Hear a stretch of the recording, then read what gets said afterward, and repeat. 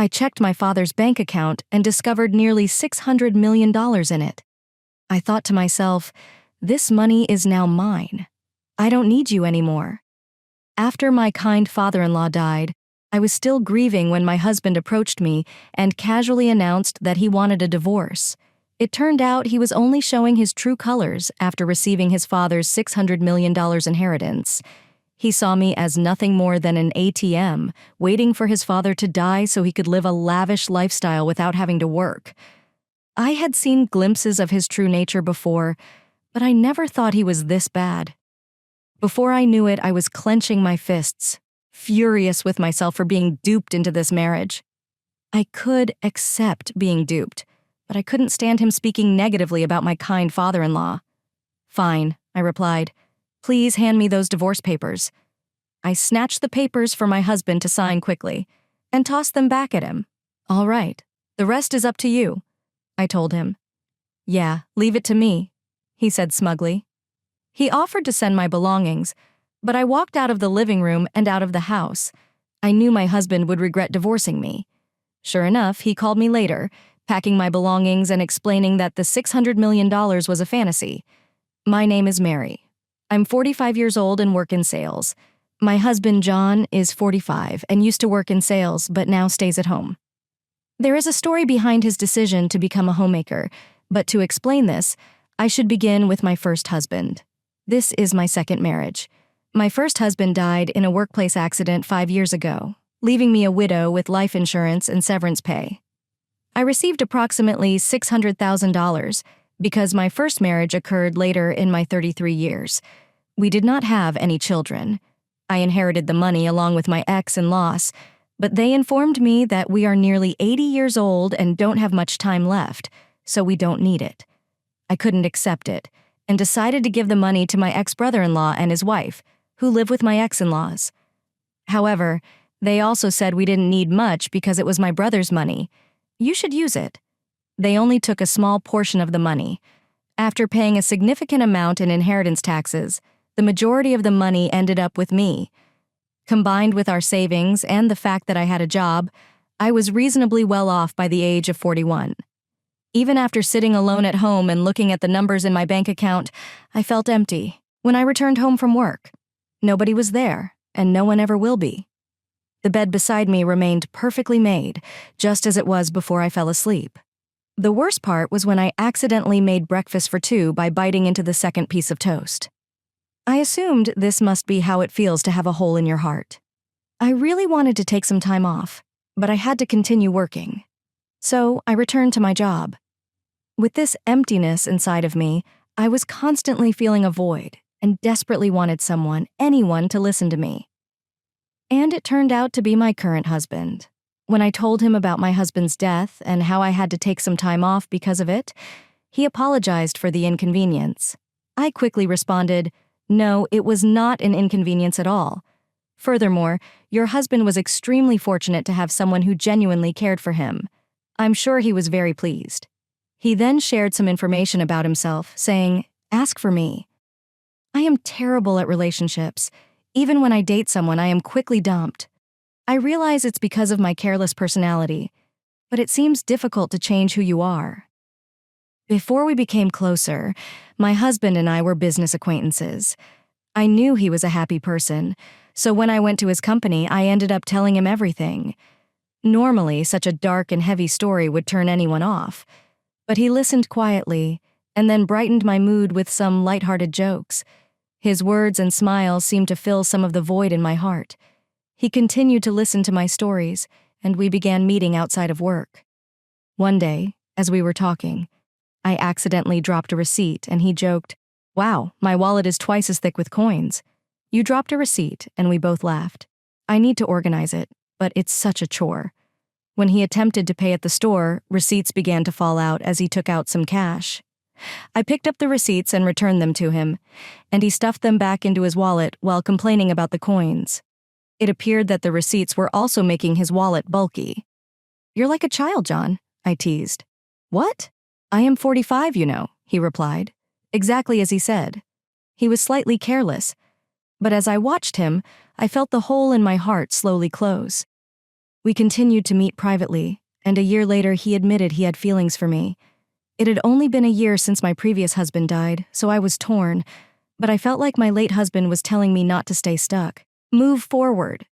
So I decided to start dating John. People around us had their own opinions, but making that important decision helped me start to heal. However, just a month later, John expressed an even greater concern and asked me to make an extremely important decision. Shouldn't we marry? Given our age, it's best to make a decision sooner rather than later. This time, I was unable to hear my late husband's voice guiding me. It felt like he was telling me to trust my instincts and keep moving. So I decided to marry John. Okay, let us get married, I said, surprising myself with how quickly I made the decision. Most likely, John's personality rubbed off on me. I began to believe that a little carelessness wasn't so bad as long as it made me happier. At the same time, John taught me that being too careless can be problematic. Wait, live with your father? I asked. Yeah, he recently became ill and requires assistance with daily activities. He continued to work after the age of 73, believing that he was still young. And now this happened. What about your mother? Is she helping him? Didn't I mention it? My mother isn't around. My parents divorced when I was young, and I have not seen her since. This is the first I've heard of it. Sorry, don't get mad, but it's a heavy topic to bring up when we're not sure if we want to marry yet, right? I thought I would tell you later, even if you put off discussing living together. You could have told me about your parents. I had no idea that living together would be an option. Let's not get too worked up over minor details. Just meet my father and decide if you're willing to live together. What if I say I can't live with him? We'll figure it out then, George said, smiling. But I couldn't smile back. I'm not going to say I don't want to marry you simply because I don't want to live together. I just wish she had told me the important details earlier. I didn't think being careless was that bad. But now I realize it's not a good thing after all. Finally, I agreed to meet his father. As John suggested, I started to understand what he meant by small stuff. Your house is fairly large, I said just a little. Only my father and I are here. So we have a few extra rooms. If you move in, you may use any of the spare rooms. John responded. I was nervous because I was about to meet his dad for the first time. Ignore my feelings. John opened the gate and approached the front door. His house was 3 stories tall, slightly larger than the neighboring houses. Living there with only the 2 of them appeared quite luxurious. That is what I thought. But John appeared dissatisfied. Dad is so stingy. He should have built a larger house. Kim muttered to himself, but I was too nervous about meeting his father to confirm his words. Dad, I was brought here. This is Mary, John said. Nice to meet you. I apologized, creaky from bed. It's been difficult to move lately. His father replied, Please stop. I told you to strain yourself. John's father supported himself with John's help. He wasn't bedridden, and it appeared he could get up and walk slowly with some assistance, so he could manage with some help. Despite his physical limitations, his father appeared sharper than I anticipated. So, Mary, you're selling office equipment as the world moves toward paperless offices. Selling the hardware must be getting harder, right? His father asked. Yes. Equipment sales have been declining for the past 11 years, so everyone is focusing on new services or business expansion. I responded, noting that the domestic market for the equipment is nearly saturated. You should look at countries where there is still a demand for new services. IT integration could be the way to go, but I believe there is something called NPS, right? He said. I completely forgot I was speaking to my future father-in-law. The conversation naturally transitioned into work talk, so I switched to work mode. His father did not push the marriage issue too hard either. He was probably thinking about my feelings after only a few minutes of talking. I found myself respecting him. I began to understand why John called living together small stuff. He probably knew I wouldn't mind living with his father. About 30 minutes into our conversation, his father spoke. My back is starting to hurt. Sorry for cutting this short, Mary, but I need to rest. Please take care of John. He's quite a talker. Yes, I will, I replied. I'm sure this is the correct response. His father appeared to cut the conversation short to avoid burdening me. I wanted to talk longer, but I didn't want to tire him out. I'm feeling slightly disappointed. I left with John on the way back. John told me more about his father. John explained that his father is a serial entrepreneur. A serial what? I asked a serial entrepreneur. He founded companies, grew them, and then sold them. He's done it several times, John explained. You can simply buy and sell companies like that. I was surprised. Okay, yeah. Selling one company costs millions of dollars, and starting and growing a company costs a lot of money, so the sale is not entirely profitable. Nonetheless, Dad is doing fairly well. He just doesn't enjoy spending. He could build a stunning mansion, but he chooses not to, John said. Don't you know much about his work? I asked. He rarely discusses work or money. He never hired me for his businesses or taught me how to earn money. He only spoils me by letting me live at home. If he has that much money, don't you think he could spoil me even more? John responded. Your father probably has his reasons. I said. His father appeared to be a very impressive person. Given his father's incredible talent, it was understandable that John would feel overshadowed by him. John has most likely been compared to him frequently. It's understandable that he would have some complaints. By the way, why did your mother leave? Your father seems so nice. It's difficult to imagine their marriage not working out, I asked. Mom spent a lot of money and wanted an easy life after her divorce. People only came for Dad's money, so we decided not to marry again. Instead, he focused on his work. With that much money, he could have spent some. Don't you think? John responded. I do not believe in spending money simply because you have it, I said. From what John told me, it appeared that his mother relied on his father's money, so I couldn't agree with him on this point. However, I believe his words stemmed from a sense of inferiority towards his father. Later, I spoke with John about living with his father. His father currently relies on John for assistance, and he also receives assistance from a home helper while John is working. I expected my husband and I to continue working while hiring a home assistant to care for my father-in-law. However, John surprised me with a different suggestion. John stated, I want to quit my job and take care of my father. What? Quit your job? I was shocked. Dad is such an amazing person, right? I feel as if I have done nothing for him in all this time. So from now on, I intend to support him without relying on a caregiver. I'll be like a homemaker, John explained. I will also take care of the house, John said. Are you certain you will not regret leaving your job? I asked. I regret not doing more for Dad. I can return to work after he leaves, he replied with a small smile. That joke isn't funny, I complained, feeling concerned. I assumed my husband resented his father, but that was not the case. Despite everything, he cared deeply for his father. I warned you that if you want to be a homemaker, you better do your housework properly. Leave it to me, John said, puffing out his chest with confidence. Since my father-in-law would cover his own expenses and my income would suffice for the two of us, I decided to delegate housework to my husband. Everything went according to plan when we married and moved in together. I worked while John took care of the house.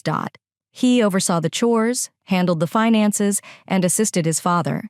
When I tried to help, he said, You are tired from work. Handle the household items. You rest. My father-in-law remained kind and shared many interesting stories with me. Our second marriage was going great. However, I noticed that my father-in-law frowned when he saw John doing housework. John began slacking on housework a month after we moved in together. Are you sleeping on the couch again? Have you been there all day? I asked. No way. When I was thirsty, I went to the refrigerator and then to the bathroom. John responded, attempting to defend himself. That is not what I meant. How about dinner? Have you gone grocery shopping? I asked. Dinner is ready. Don't worry, he replied. I looked around the kitchen, but there was no sign of any cooking. I only saw an empty container on the dining table. He had clearly been lazy all day. This helped me understand what John meant. Dinner is ready. Perfect timing. The intercom rang, so John grabbed his wallet and went to the door. I was stunned and couldn't say anything. John had only handled the housework diligently for the first 3 weeks. After that, he gradually stopped doing anything, and I ended up cooking, cleaning, and doing the laundry. It's typical for someone with a careless personality to start strong and then quickly slack off. Caught up in the excitement of getting married. I hadn't foreseen this. My father-in-law, on the other hand, must have predicted it early on. which is why he frowned when he saw John doing housework. As my husband began to shirk his duties, my father-in-law started apologizing to me, saying, "That boy is so careless." "I'm really sorry, Mary. I hoped he'd become more responsible after getting married, but it seems he's just causing you trouble, Dot. If he becomes a burden, feel free to kick him out."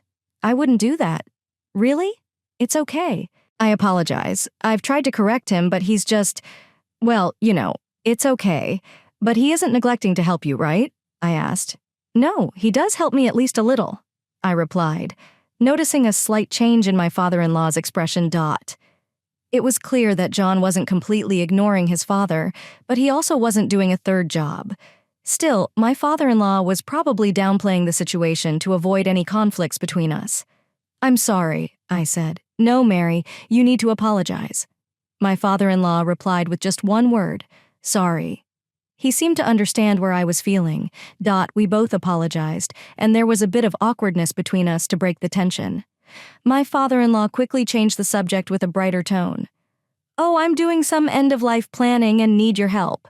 I'm not confident that John will handle it. End-of-life planning. It isn't as bad as it sounds. I just want to avoid trouble later." "I get it. If there's anything I can do, I'd be delighted to assist." Talking about John made us both nervous, so we avoided talking about him and housework. It was an uncomfortable way to be considerate, but there were some thoughtful gestures that made me happy. "Is there anything inconvenient at home?" my father-in-law asked. "Not really, but the bathroom could use some repairs. I just wanted the water heater checked," I explained, but my casual remark grew into something much bigger. "Wait, what is this?" I exclaimed when I noticed the changes. My father-in-law contacted a contractor he knew and had the bathroom completely renovated. Not only were the tub and shower replaced, but the walls and floors were refinished with grime-resistant coatings, and the drain was redesigned to make cleaning easier. They even installed a bath lift to help my father-in-law get it out easily. He said he can now enjoy a nice clean bath and find it easier to get in and out. It was an extravagant use of funds, and this happened several times when a minor request turned into a major upgrade. I learned not to ask my father-in-law for small favors lightly. Nevertheless, my husband continued to call him stinky. I didn't understand how John could see things that way, given his father's generous spending habits. Out of curiosity, I asked my father-in-law about his most extravagant purchases. "What is the most luxurious thing you have ever done?" I asked. "I founded a seafood company in Germany and built the office and factory from the ground up. That cost a fortune. A company in Germany. That is impressive, but it was work, correct? So yes and no, I did it because I wanted to. So it was more of a hobby. Why seafood in Germany? Was it because it was profitable? No, I had no knowledge or connections and I didn't consider profits. Germany exports a lot of seafood, while we import a lot of it. I love seafood, so I figured I could make money and eat whatever I wanted," he said, looking happier than I'd ever seen him. He must have had a great time. But if he only wanted seafood, he could have purchased as much as he desired.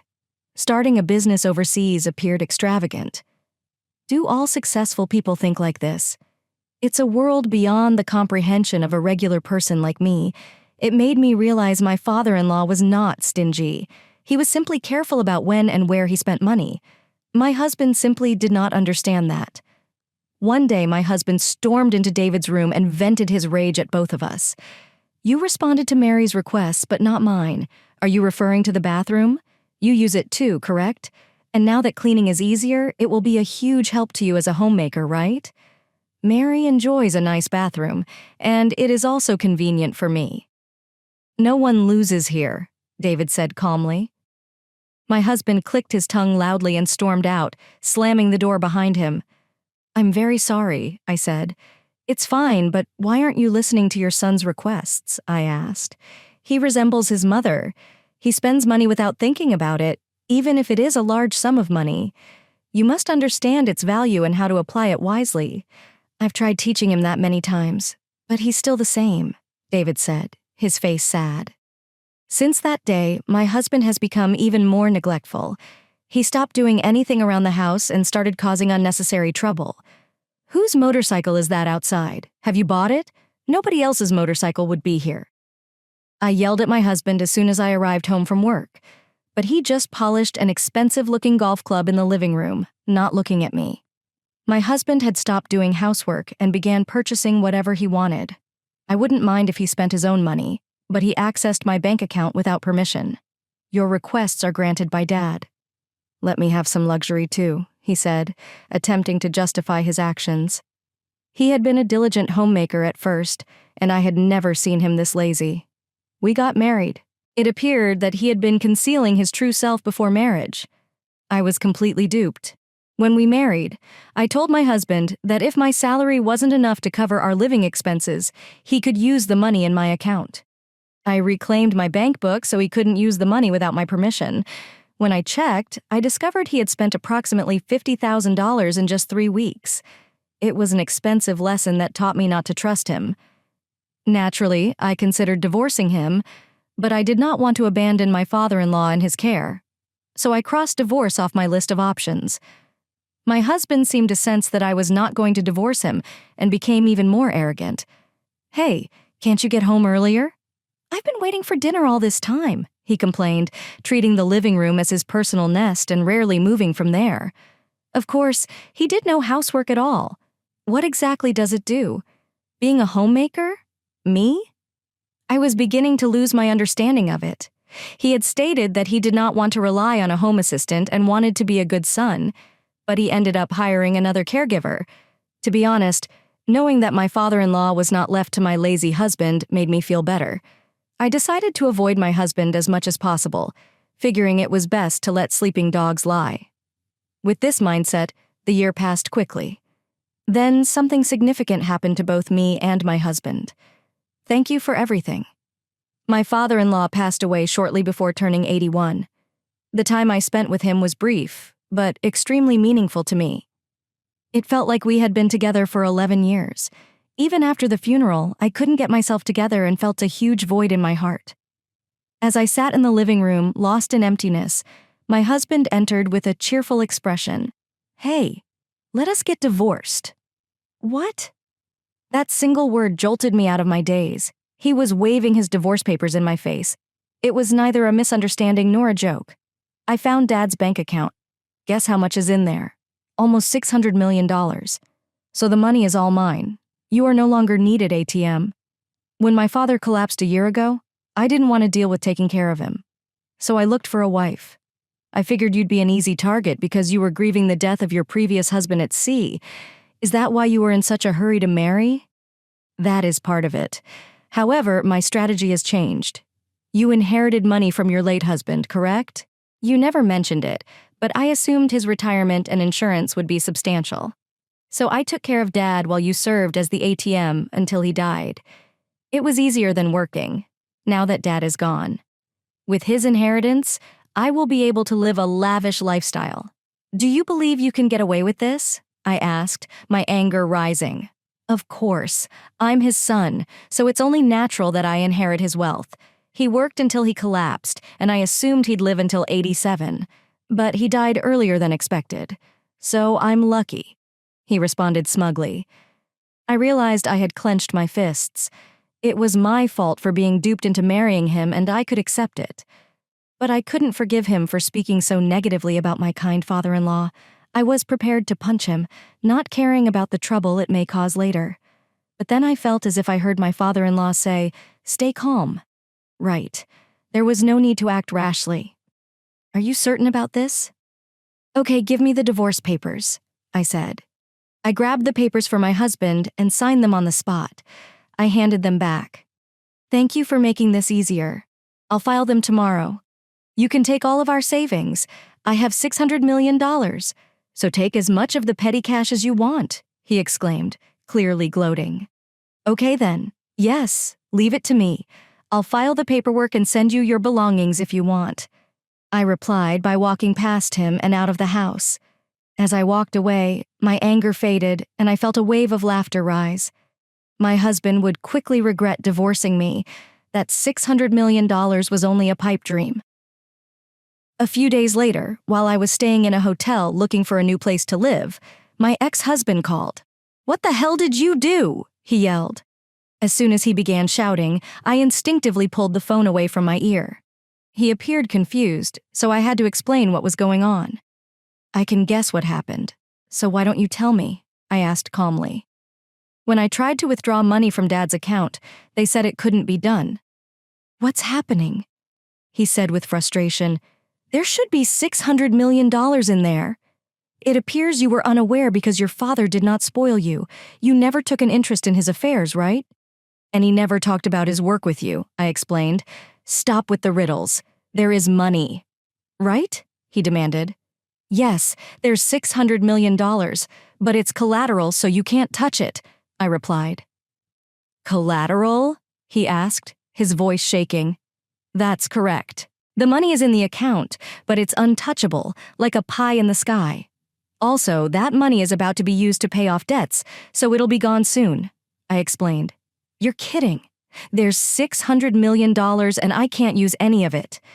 His voice grew quieter as he started to panic. I knew about the $600 million being collateral because I knew about the $600 million being used as collateral, because I helped with my father-in-law's end-of-life planning. He had asked me to handle things if anything happened to them. Since he passed away, I was going to use the $600 million to settle this debts. But since my ex suddenly demanded a divorce, I left the paperwork to him telling him to take care of the rest. What did Dad do with the $600 million? My ex asked. He used it for something he cherished. I replied. What does this mean? He inquired, confused.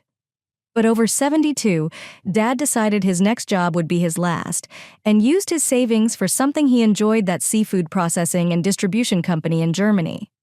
He always talked about he trusted the management to locals and planned to enjoy his retirement here. But it was a huge failure, and he lost almost everything. When he told me about it, he laughed, saying it was only natural since he did it without any real knowledge. He had no regrets about where he spent his money to start that company.